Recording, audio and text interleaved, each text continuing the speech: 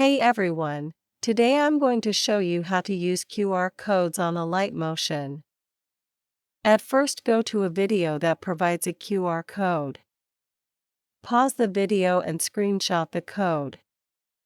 Next go to a website called WebQR. Then tap on this camera icon. Next click on Choose a file and tap Photo Library. Tap Choose on the bottom. Scroll down, then tap on the Alight link. Give it a moment. Next tap on Import. Next tap on Rectangle and copy it. Next go to Project, then hit Create Project. Tap on Media. Then select a photo. Paste it over the picture. Or tap on the rectangle and copy the effect. Then paste the effect on the picture. Next remove copy background. And you are done.